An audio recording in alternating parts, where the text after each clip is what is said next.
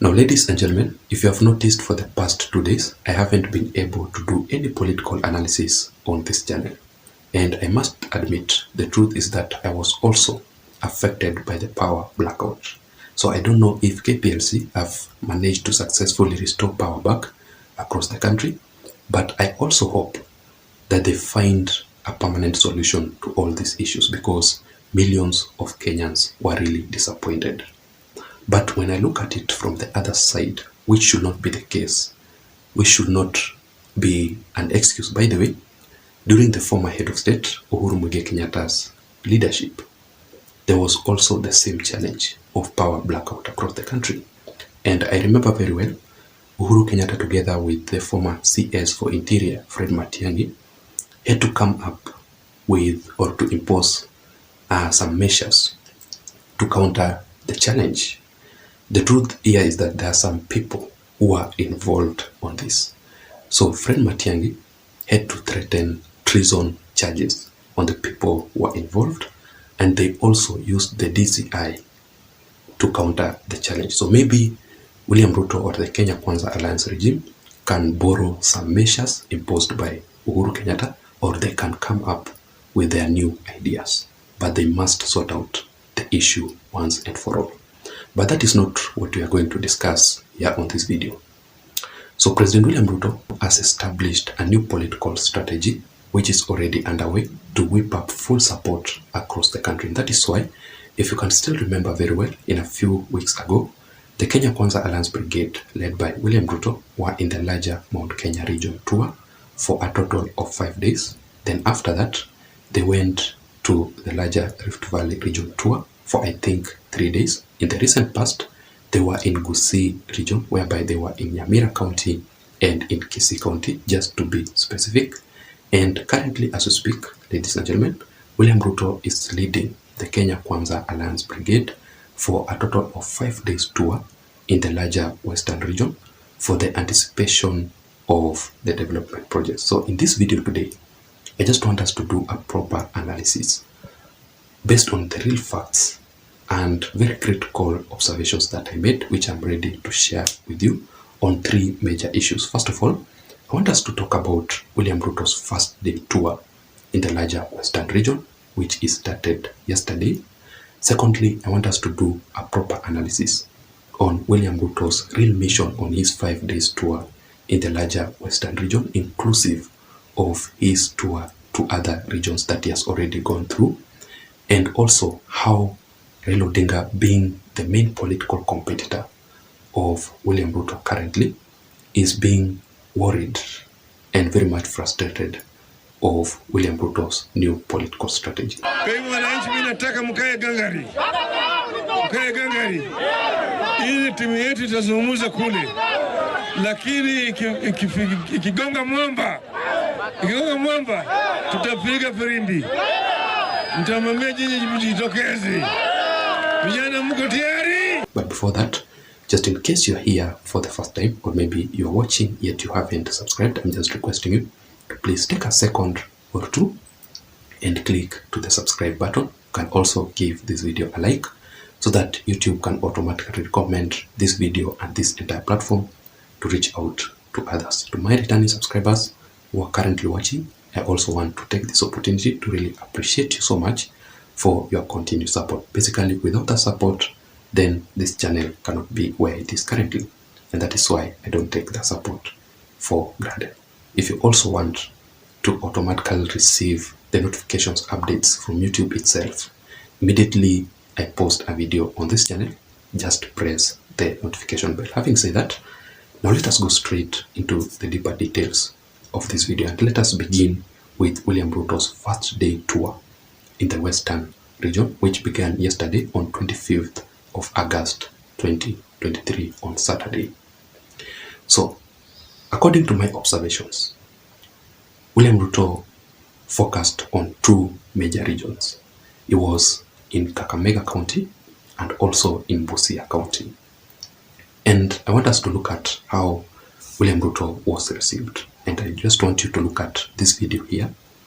You can see he was being received by the Prime Cabinet Secretary, Musalia Mudavadi, can see the governor for Kakamega County, Fernandez Baraza himself. You can see there the senator of Kakamega, Boni Khalwale, and other local leaders.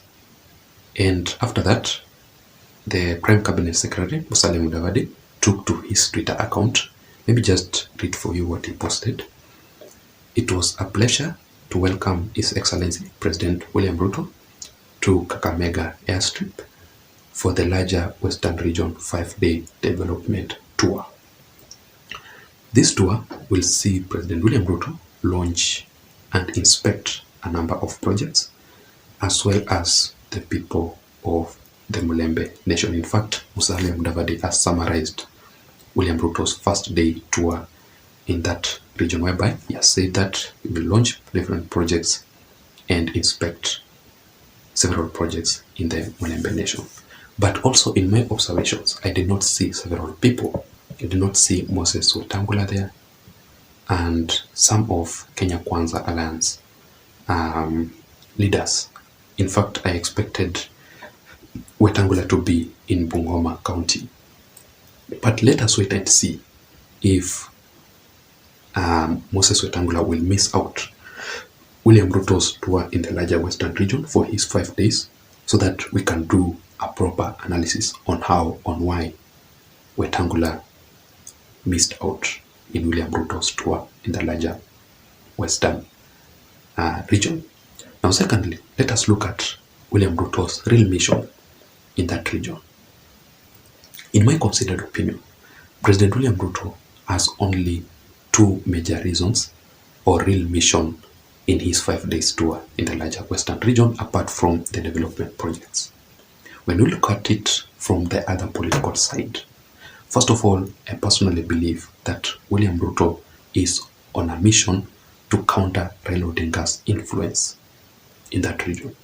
The truth of the matter here is that Raila Odinga still enjoys a greater percentage of the support in the Western region. And for William Ruto to neutralize Raila Odinga politically in that region, he has to do various issues. First of all, unveil development projects. That is what Musalia Mudavadi is talking about here. That is how William Ruto will win the support of the people from the larger Western region, because they will look at it from this perspective, that even though they did not vote massively for President William Ruto, but he has put that aside and he has unveiled several projects for them. You know, the way politicians win the support from the people across the country is through development projects. Through your development is what will save you in the next elections. That is what exactly William Ruto is doing it here. Secondly, ladies and gentlemen, how William Ruto will neutralize Raila Odinga in that region is working with the Azimio Lomoja Alliance leaders. And that is why when he was in Gusii region, you saw Onyonga. Onyonga is a diehard of Azimio Lomoja Alliance, but he was involved with William Ruto's tour to that region. You saw very well Simba Arati during William Ruto's tour in Kisii region. Yet he is the governor, he is the strongest supporter of Kenya Azimio Lomoja Alliance. His tour to the Western region, you saw Fernandez Baraza there, the governor for Kakamega County, the diehard of Azimio Lomoja Alliance. You have seen Wanjala there, the MP, who is the strongest supporter of Raila Odinga. So working with these Azimio Lomoja Alliance leaders will boost William Ruto's politically. And by the way, I want you to listen very carefully to William Ruto's speech. Just for a recap on when he was in Kisii County, what he told Simba Arati. Just listen, then we proceed. Sasa kwa sababu mimi nilikuwa mtu ya ODM, wewe Simba.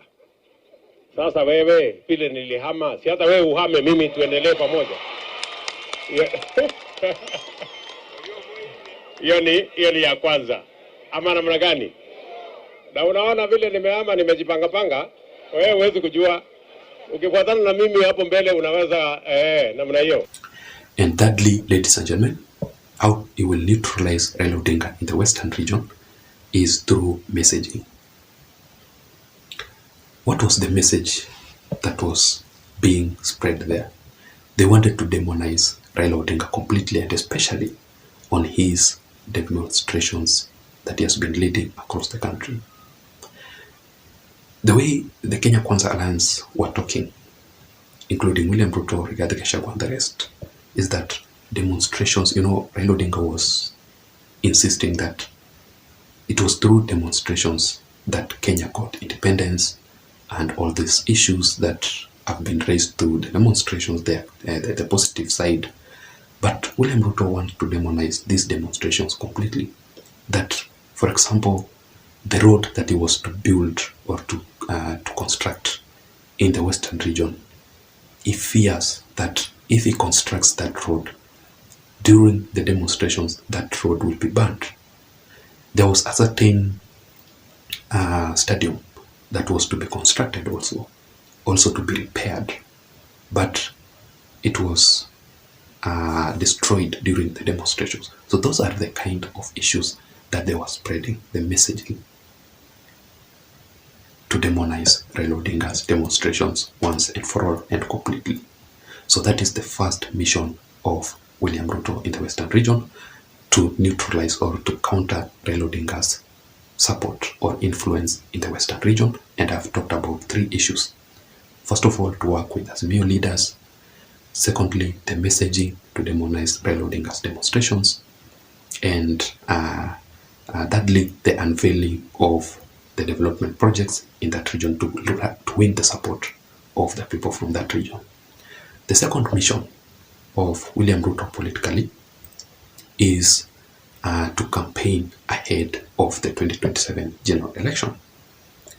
This is part of William Ruto's new strategy in this tour to various regions across the country.